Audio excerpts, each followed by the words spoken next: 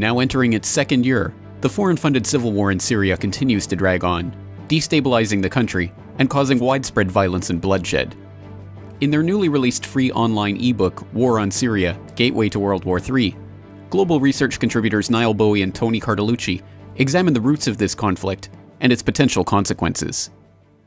This is the GRTV feature interview with our special guest, Niall Bowie.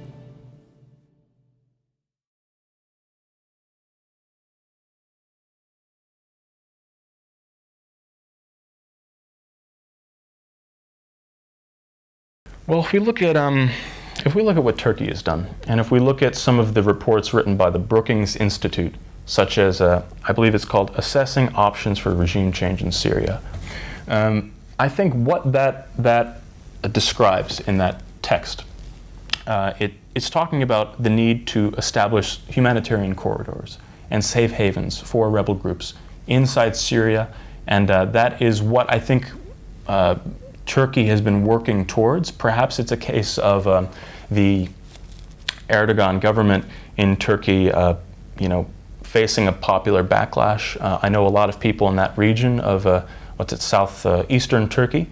There's been a lot of complaints from MPs, from local people. Who are these rebel fighters that have invaded our neighborhoods and turned the place upside down, basically. So I think there is certainly a push from certain factions of the Turkish government to get those fighters out of Turkish territory. But what I think the issue of the humanitarian corridor, I think that's important because I don't think these rebels, certainly they don't have popular support with the people, obviously.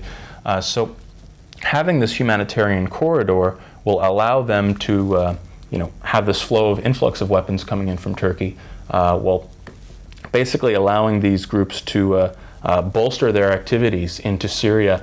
Otherwise, let's just say the flow of weapons stopped. I think it could be over, meaning Assad would crush the rebels within a matter of days.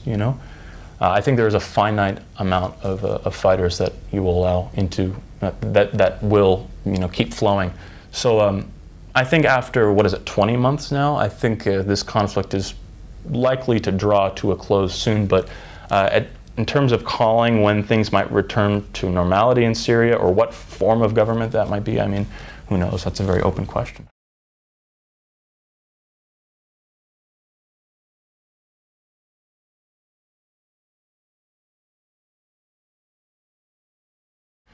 Certainly, I think it's amazing that no one is pointing out the obvious fact that why is another country putting millions of dollars in resources into creating another country's opposition group?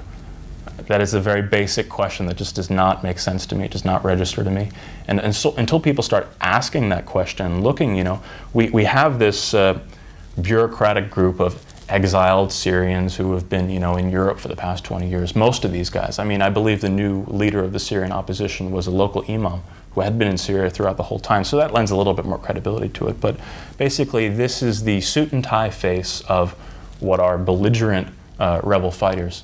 And I think if we look at the demographics of these fighters, there are some talks, conflicting reports of, for example, some doctors and aid personnel who have been on the ground who have said, they've either said these are hardcore Salafist rebels, or these are secular guys who really want to work towards democracy and whatever.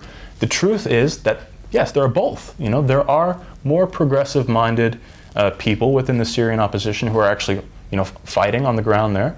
But I think based on the press reports, I think we can say without any real bias that most of the fighters on the ground are extremists, and they've done radical things. Just summary executions, beheadings. Certainly this is inexcusable, and I don't think, no matter how bad Assad is, I don't think any foreign coalition should be supporting rebels who behave in that way.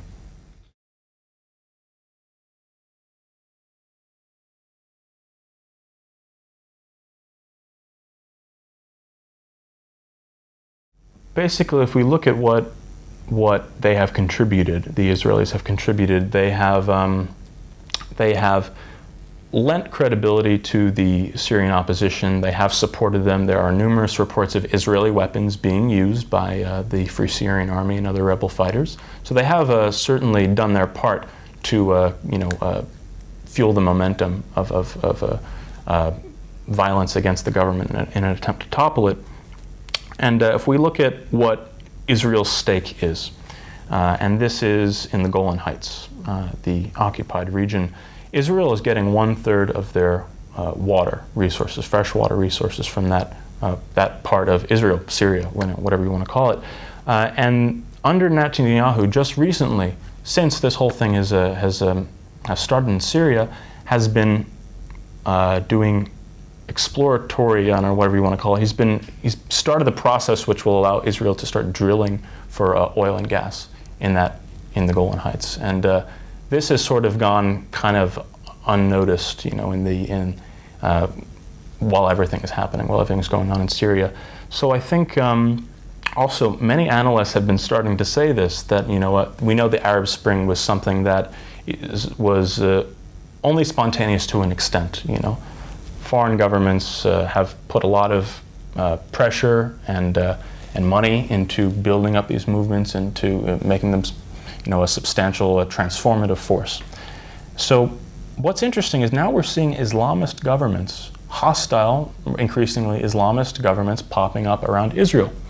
And we know Israel has been basically very moved, has moved in a direction where it's settling, pushing the Jewish settlements into disputed areas at an unprecedented rate compared to previous administrations. So what I think could be a possibility is that Israel, being surrounded by hostile states, now has a great pretext to defend itself. And what we're seeing in Gaza over the past 4 or 5 days is I think, a great, ties into that in a big way, and certainly we see Qatar's support for Syrian rebels, and we see Qatar's support for Hamas, so I think what could be happening now is we're seeing this hostile buildup around Israel, and ultimately in the coming months, we don't know what will happen with the Israeli elections that are coming in 2013, but perhaps we could see Israel using this as a pretext to expand its current scenario.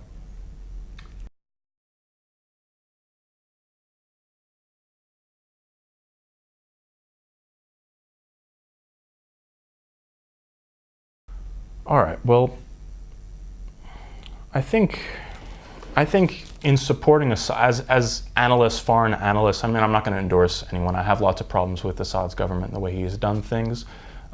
Personally, I think at the moment, any government, I believe, if they have gangs, armed gangs, terrorizing people and attacking strategic locations, assassinating government officials. You can't say that. Let's just say, for example, if there was if Russia armed the Occupy Wall Street, for example, how would the United States react? Not so nice, I can imagine. So I think right now what needs to happen is as I said with you many times, the violence needs to stop, and I think the government has a role in doing that and protecting civilians. The way they're doing that, basically carpet bombing certain areas, residential areas where, perhaps some of these buildings are abandoned, perhaps there are still families living in there, but the way they've gone about it has, I believe, indirectly led to many civilian deaths, which is certainly tragic. At the moment, I think what needs to happen is the resistance needs to be squashed, personally. And I think only then, it's either that or the opposition agrees to put down their weapons, which I don't think is going to happen. It would have happened already if they were planning to do that at any point, I believe. So until there can be a situation where we can sit down, where they can sit down and have dialogue, between these two groups, and perhaps the unity government idea that Kofi Annan basically proposed before he stepped down, I thought was a very interesting idea, and it's a real difficult question to answer. Certainly, the Syrian people have to choose. and they cannot have democracy imposed upon them, But I support the idea of, the establishment of some kind of electoral process which is internationally monitored.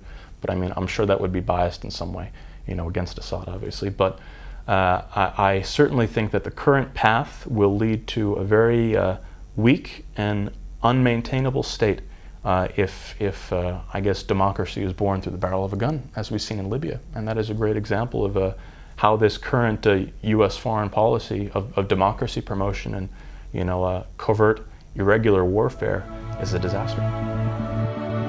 For more on this story and other breaking news and current events, please go to globalresearch.ca. For more research and analysis by James Corbett, please go to corbettreport.com.